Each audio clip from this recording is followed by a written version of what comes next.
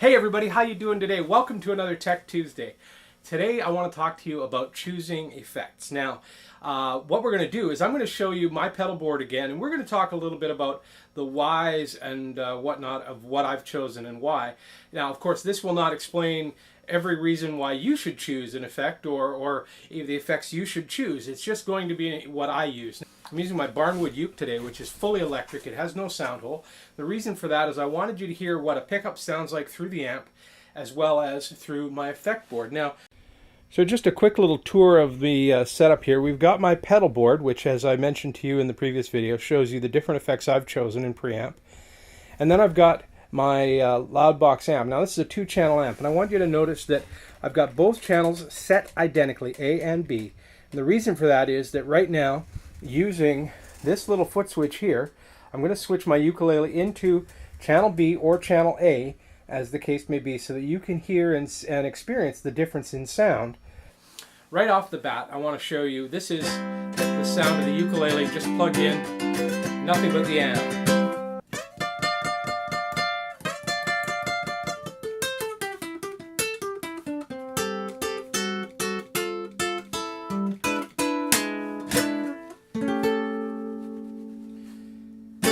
Now the first thing we're going to do is we're going to go into the preamp. Now I've got nothing else on. Well, I've got this octave pedal on, but I'm not switched in. We'll go into that in a minute. But this is just a preamp. Now what this does, of course, is it uses various microphone modeling sounds to emulate the style of instrument that's plugged in. It's aimed at guitars, but that's okay. We can use it with a ukulele.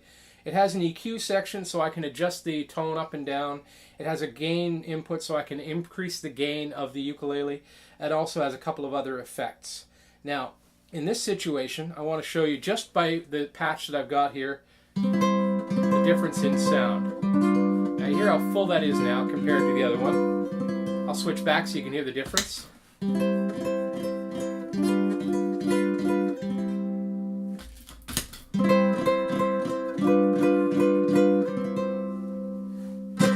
Now I've also got some reverb in there, but let's assume I want to add a little bit more gain onto this, so I'll turn up my gain knob just a little. And here's without again. That was badly played. Here it is without it.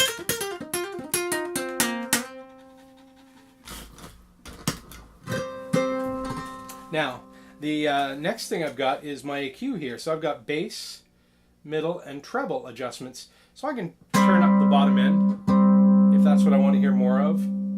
Turn up the middle if that's what I want to hear more of. Turn up the treble if that's what I want to hear more of. Now, this is all a subjective choice. Now, by the way, this is not meant to be a tutorial on the A3, Zoom A3.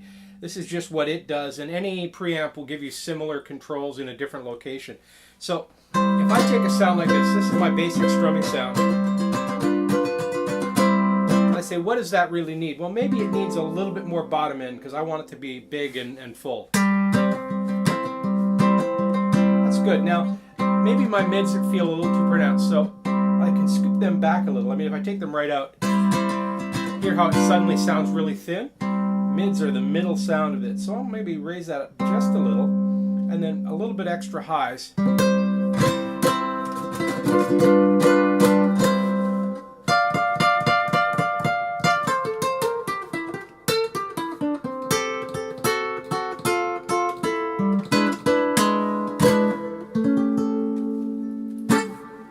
Now that's really cool.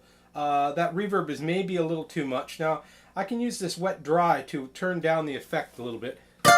So there's a little less of it now in that wet dry. That's just the balance of my original signal to the new effect. Now by the way, this red light on, this is a feedback reduction circuit. I can turn this off by, I have to go through a cycle because it looks for other filters. So there we are. So right there alone, just having a preamp has given me a whole lot more bottom end and a fuller sound.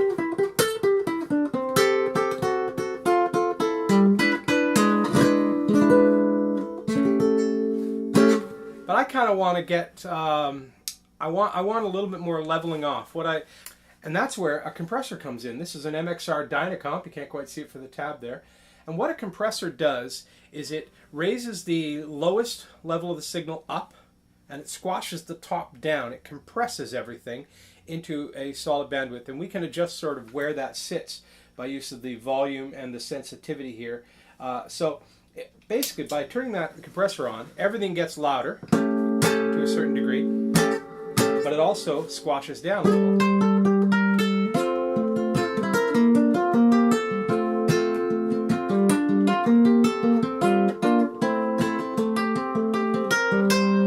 So now without the compressor,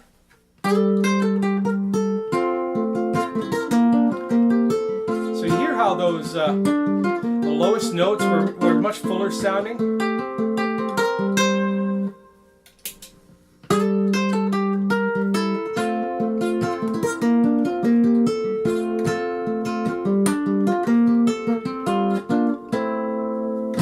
So that really adds a lot of body to the whole sound. Now, just for comparison, I'm going to switch out of the board again so we can hear just without it. It sounds like this.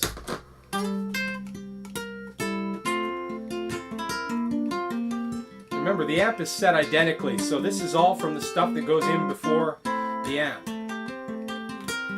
And again with it.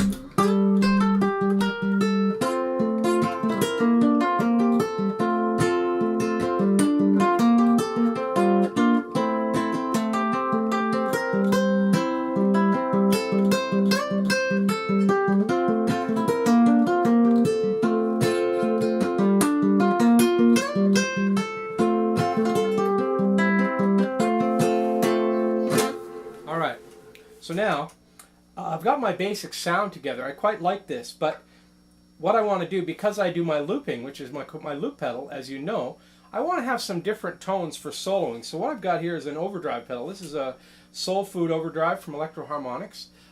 People use a blues driver. I've seen a few different ones. I personally find the Soul Food to be one of the best overdrives to use with a piezo type pickup. Piezo is the pickup that is under the bridge of an instrument like this. So we've got three controls on it. We've got volume, we've got a treble mark, and a drive. Now the treble is like a tone control. So swung all the way to one side, it'll overdrive a lower frequency channel. Up to this, it'll overdrive a higher frequency channel. Drive is how much drive it has. So for example, if it's turned down here, it's barely any drive at all. If it's up here, it's a whole lot of drive. Now these pedals were designed to simulate the idea of hitting an amp with more volume. So it breaks up the signal in a very natural way. So let's turn that on. And we can hear already.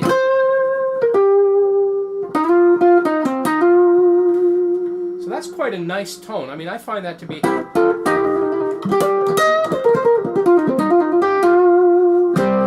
really effective with this instrument. But let's change that a little. So let's go up to the high end a little so you can hear. Do you hear that extra hiss? That's from that gain being too high. So let's turn that back down. And we'll take the drive just for as they say, giggles. We'll turn that all the way up. Now, I'm getting some feedback there, as you can expect, but...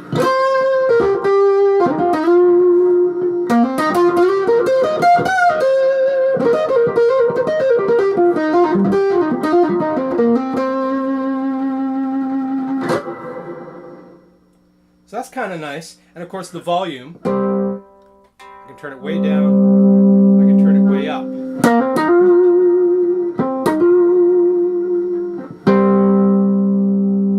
Now those of you who are paying attention notice I have some marks on here. These are so I can quickly adjust to some basic settings that I use on the fly while I'm playing. I can just bring down and don't have to pay attention. But right now that seems about right. Maybe a little loud. So if I'm playing along like this and I start recording that on a loop, and then I want to do an overdrive solo section,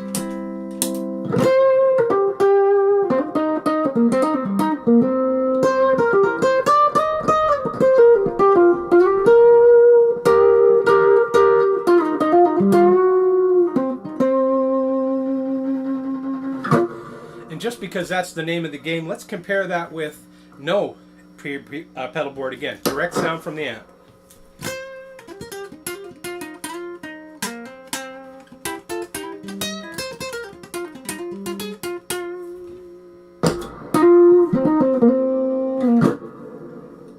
Now the other thing I need, because I do looping, is I need a bass signal. Of course, this is not a bass, right? So it's hard to get a true bass signal out, and that's where this octave pedal comes in. This is the Moore Tender Octavizer. Now I could plug direct into it, but what I've done is gone into this switch here so I can turn on when I go to that pedal, and it goes out its own channel on the PA, on the board. So if I turn on the octave switch,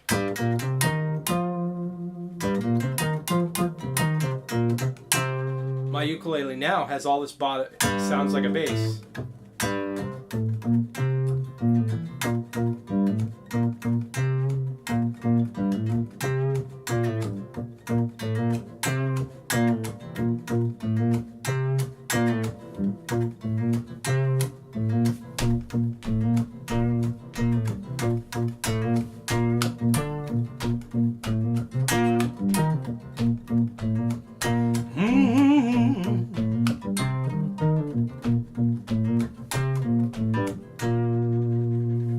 And of course I can overdrive that by turning on the overdrive pedal.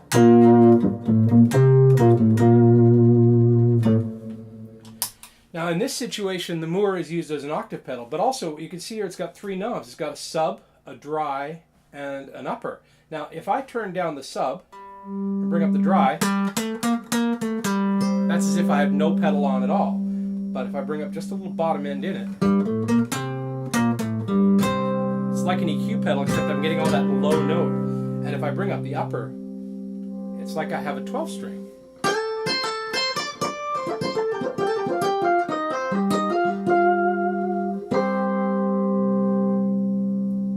So now we got this.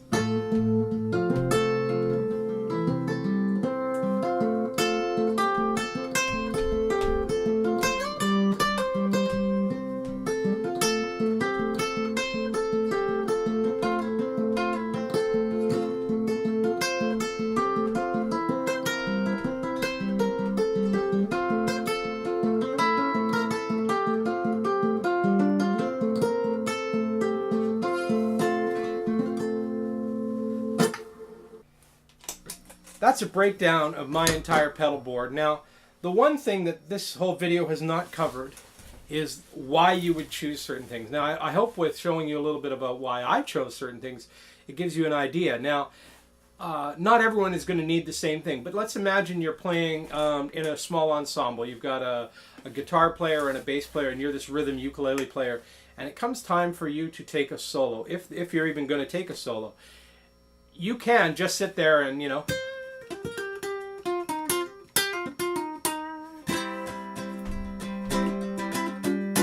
I think you'll have trouble getting heard, especially over the other instruments, and that's where something like an overdrive pedal can make a big difference, because I can turn around, and even just with this board, with the way it stands, I've got this.